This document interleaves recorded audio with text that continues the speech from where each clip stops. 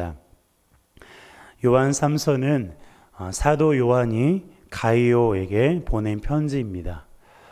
이 편지의 목적은 가이오를 칭찬하고 디오드레베를 책망하기 위해서인데요.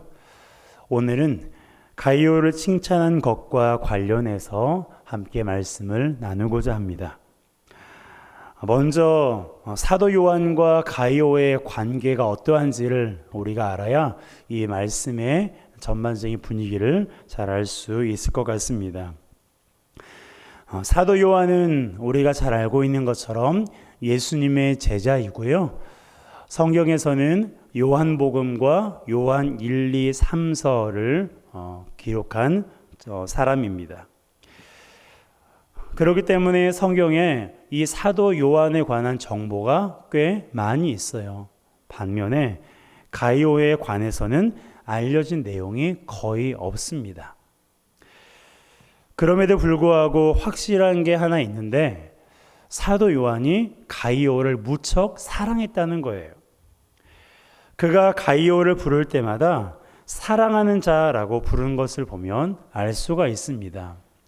요한 3서는 한 장으로 구성된 굉장히 짧은 서신인데요.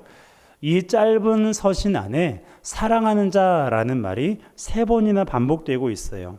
1절에 내가 참으로 사랑하는 자에게 편지하노라. 2절 사랑하는 자여 내 영혼이 잘됨 같이, 그리고 5절 사랑하는 자여 내가 무엇이든지. 사랑하는 자, 사랑하는 자, 사랑하는 자라고 사도 요한이 가이오에게 자신의 사랑을 마음껏 표현하고 있는 것을 볼 수 있어요. 그만큼 가이오에 대해서 애정을 갖고 있는 것을 우리가 알 수 있습니다. 사도 요한이 이렇게 부르는 것은 흔히 상투적으로 하는 그런 말이 아니었어요. 진심 어린 애정을 가지고 가이오에게 사랑하는 자여라고 부르고 있는 것입니다. 그것을 알 수 있는 근거가 있는데요. 요한이 기록한 요한복음에 보면 자기 자신을 가리켜서 사랑하는 자라고 표현하고 있는 것을 볼 수 있어요. 자, 요한복음 13장 23절입니다. 함께 읽습니다. 예수의 제자 중 하나 곧 그가 사랑하시는 자가 예수의 품에 의지하여 누웠는지라. 자, 19장 26절이에요. 시작. 예수께서 자기의 어머니와 사랑하시는 제자가 곁에 서 있는 것을 보시고 자기 어머니께 말씀하시되 여자여 보소서 아들이니이다 하시고. 자, 이 두 구절을 보게 되면 사도 요한은 자기 자신을 가리켜서 나 요한은 예수님이 요한을 사랑하셨다라고 말하는 게 아니라 그것을 우회적으로 표현하고 있어요. 그가 사랑하시는 자, 그가 사랑하시는 제자라고 자신을 이렇게 표현하고 있습니다.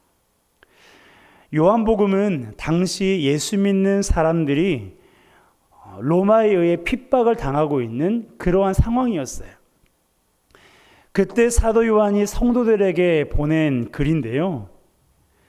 이 글에서 사랑하시는 자, 사랑하시는 제자라는 구절을 보면서 이 사람이 요한이라는 것을 사람들은 익히 알고 있었습니다.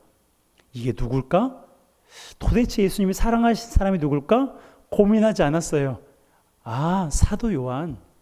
사람들은 단번에 여기에 나와 있는 이 사랑하시는 자가 사도 요한이라는 사실을 알고 있었어요.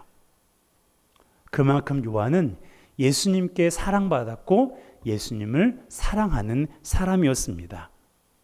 이렇듯 요한이 자기 자신을 가리켜서 사랑하시는 자라고 표현한 것을 보면 그가 가이오를 향해 사랑하는 자여라고 부른 것은 마치 주님이 자신을 사랑하셨던 것처럼 자신이 가이오를 사랑하는 듯한 그런 마음을 표현하고 있다고 우리가 짐작할 수가 있습니다. 여러분, 우리 안에서도 이러한 사랑의 교제가 넘쳐나기를 주님의 이름으로 축복합니다. 누군가에게 편지를 쓰거나 누군가에게 요즘에는 카톡을 많이 보내잖아요. 카톡을 보낼 때 집사님, 권사님, 상투적으로 그렇게 하지만 때로는 사랑하는 자요. 조금 이렇게 낯간지러울까요? 사도 요한이 가이오에게 사랑하는 자여라고 그의 애정을 마음껏 표현하고 있는 것처럼 우리 안에 장로님에게, 권사님에게, 집사님에게, 성도들에게, 우리 청년들과 아이들에게, 우리 가지장님들에게 사랑하는 자여라고 카톡을 보내보면 어떨까? 그래서 정말 내가 당신을 위해 기도하고 있고 당신을 내가 사랑하고 있습니다라는 것을 여러분들 조금 어색할 수 있지만 그래도 이 한 주간 스승의 주일 그리고 스승의 이 주간을 맞이하면서 우리의 영적인 스승 또 우리가 사랑하는 사람들에게 그렇게 표현해 보면 좋겠습니다. 자, 그렇다면 요한이 가이오를 사랑하는 이유가 뭘까요? 사도 요한은 제자들 가운데 가장 오랫동안 살았던 사람입니다. 그만큼 많은 제자들이 있었을 것이고 그가 사랑하는 사람들이 참 많았을 텐데 그 중에서도 가이오 한 사람을 특정해서 사랑하는 자여, 사랑하는 자여라고 표현했던 이유가 무엇이었을까요? 그것은 바로 가이오가 진리 안에서 행했기 때문이에요. 자, 3절입니다. 함께 읽습니다. 형제들이 와서 내게 있는 진리를 증언하되 내가 진리 안에서 행한다 하니 내가 심히 기뻐하노라. 아멘. 자, 여기에 보시면 요한이 심히 기뻐한다 라고 말하면서 그 이유를 단 한 가지만 들고 있어요. 그 이유가 뭐예요? 네가 진리 안에서 행한다는 말을 내가 들으니 내가 심히 기쁘다라는 거예요. 그가 무언가를 많이 해서 봉사하거나 헌금을 많이 하거나 어떤 열심을 내거나 그래서가 아니라 그가 진리 안에서 행한 것 그 한 가지 이유로 인해서 내가 심히 기쁘다라고 표현하고 있는 거예요. 그가 진리를 알고 있었기 때문이 아닙니다. 그가 진리를 행하고 있기 때문이에요. 물론 진리를 알고 있기 때문에 진리를 행할 수가 있는 거예요. 진리가 무엇인지 알지 못하면 행할 수조차 없습니다. 다만 중요한 것은 진리를 알고는 있는데 행하지 않는 사람들이 예나 지금이나 있다는 거예요. 요한 3서에 보면 디오드레베가 그런 사람이었어요. 그는 교회의 지도자였습니다. 그러니 진리가 무엇인지 잘 알고 있었겠죠. 하지만 행하지는 않았어요. 행함은 없었습니다. 그는 으뜸되기를 좋아했고 나그네를 영접하지 않았고 나그네를 영접하려는 성도조차도 방해했습니다.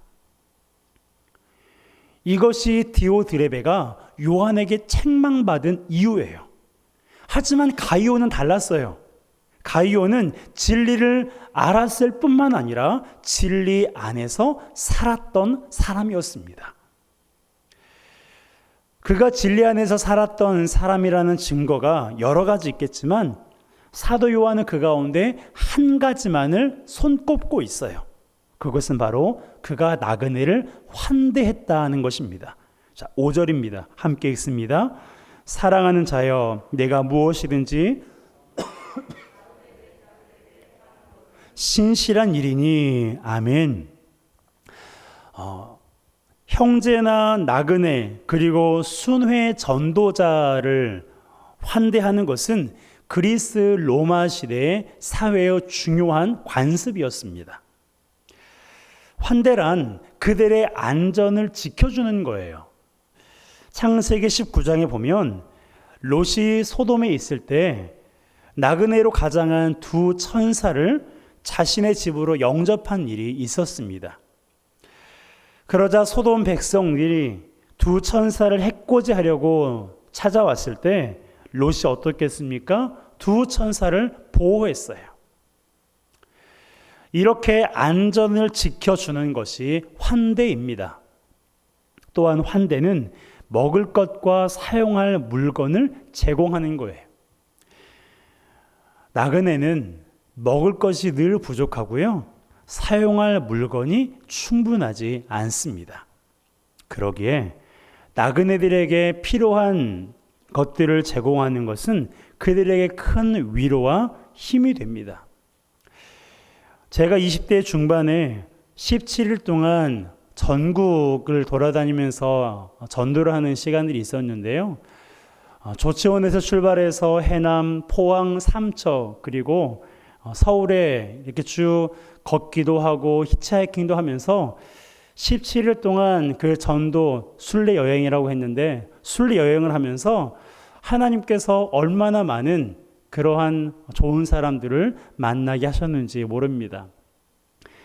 저와 후배 2명이서 시작을 했는데 단 1원도 손에 쥐고 있지 않았어요.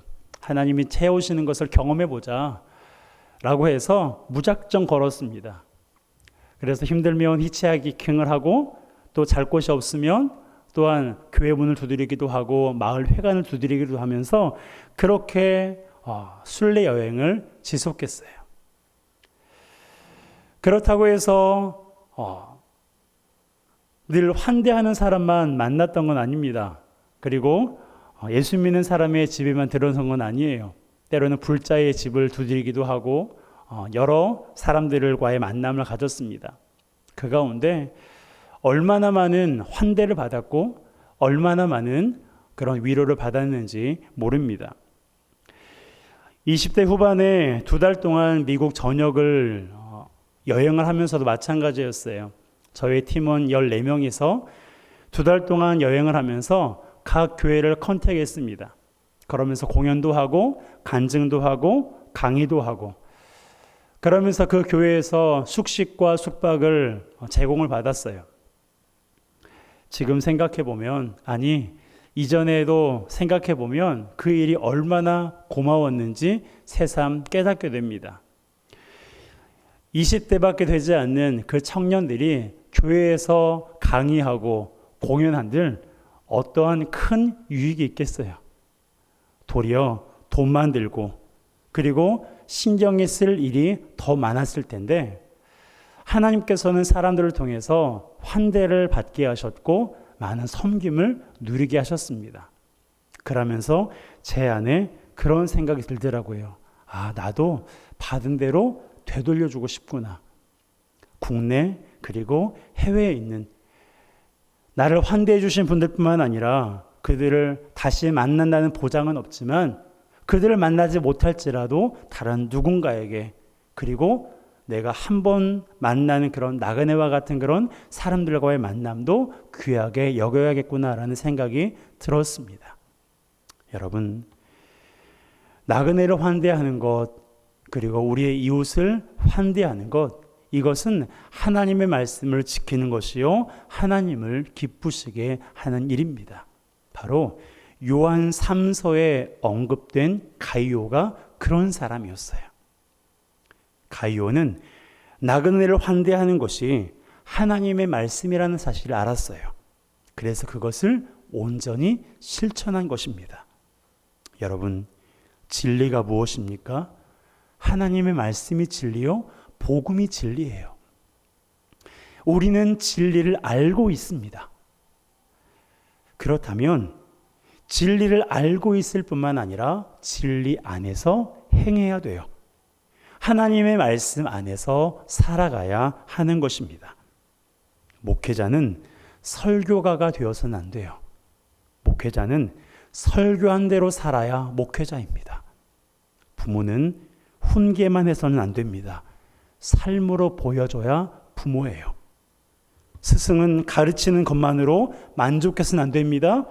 가르친 대로 살아야 스승이에요. 우리는 진리가 무엇인지 알고 있어요. 그렇다면 내가 스승으로서, 내가 부모로서, 내가 목회자로서, 내가 직분자로서 말만 하는 것이 아니라 생각만 하는 것이 아니라 그렇게 살아가는 것이 바로 어디 안에서 살아가는 거예요? 진리 안에서 살아가는 거예요. 여러분, 예수님께서 말씀하셨습니다. 말씀을 듣고 행하지 않는 자는 모래 위에 집을 지은 사람 같고, 말씀을 듣고 행하는 사람은 반석 위에 집을 지은 사람 같다고 말씀하셨어요. 모래 위에 집을 짓는 것은 적은 수고로도 가능합니다. 하지만 반석 위에 집을 짓는 것은 많은 수고가 필요해요. 그럼에도 불구하고 우리는 반석 위에 집을 지어야 됩니다. 많은 수고가 있긴 하지만 그래도 반석 위에 집을 지어야 비가 내리고 창수가 나도 무너지지 않아요. 반면에 모래 위에 집을 지으면 평상시에는 살만합니다. 하는 일마다 잘 되고 아픈 것도 없고 가족들도 그럭저럭 잘 지낼 때는 살만해요. 하지만 인생은 늘 그렇지 않습니다. 비가 내릴 때가 있고 창수, 즉 홍수가 날 때도 있어요. 그런 상황에서는 모래 위에 지은 집은 쉽게 무너져 내립니다. 말씀을 듣고 행하지 않는 성도의 삶이 그렇다고 예수님께서 말씀하셨어요. 그러기에 우리는 진리를 아는 것만으론 만족해서는 안 됩니다.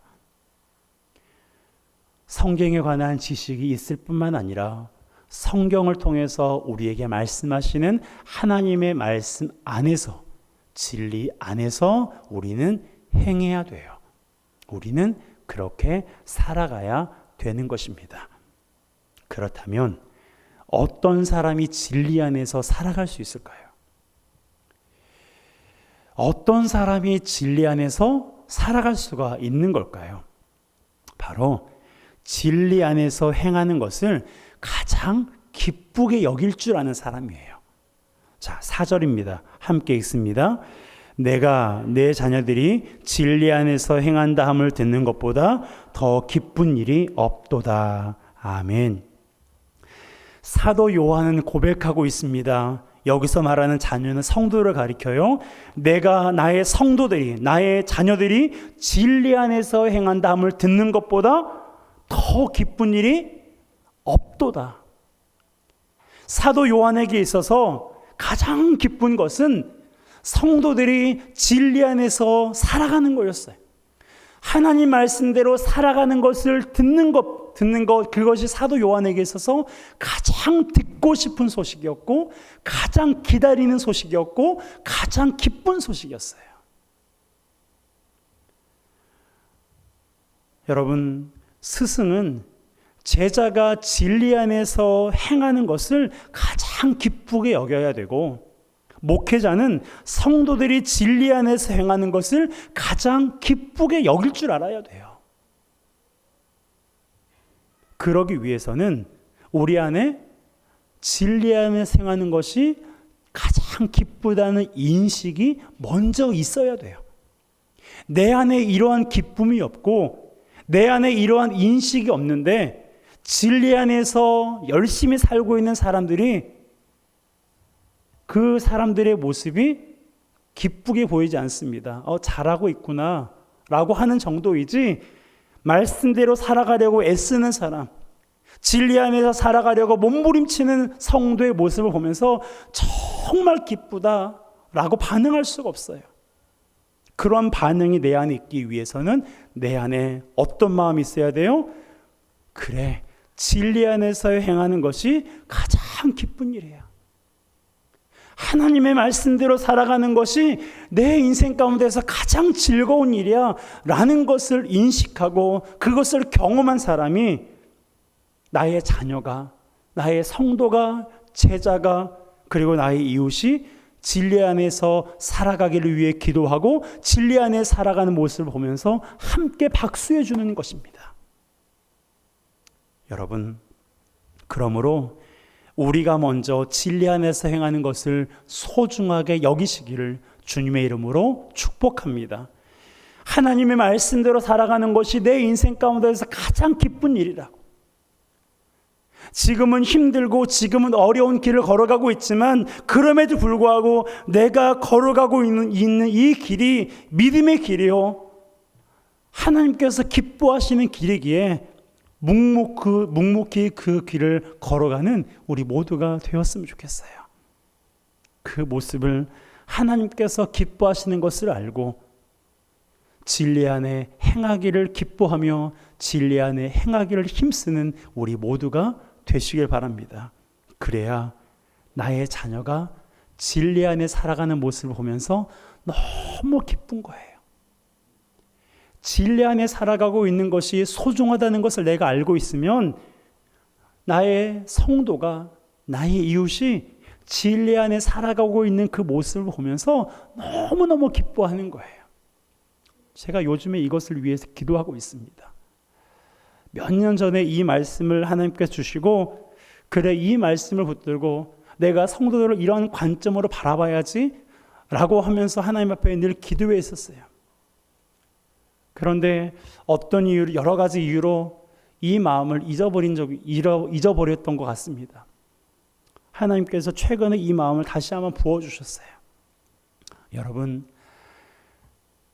진리 안에서 행하는 것이 우리 인생 가운데서 가장 기쁜 일이고 즐거운 일이라고 내가 느낀다면, 나의 자녀가 돈은 많이 벌어주지 못해도, 나의 자녀가 공부는 그닥 잘하지 못해도, 나의 자녀가 다른 아이들과 비교해서 엄친아가 아닐지라도, 그럼에도 불구하고 나의 자녀가 진리 안에서 살아가는 그 모습을 보면서 기뻐하고 즐거워하는 우리 모두가 되시길 바랍니다.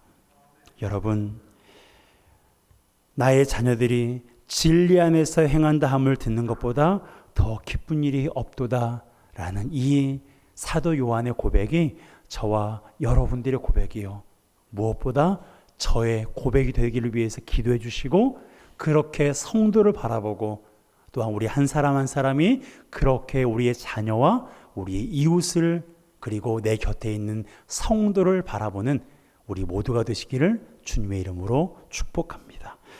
함께 찬양하겠습니다.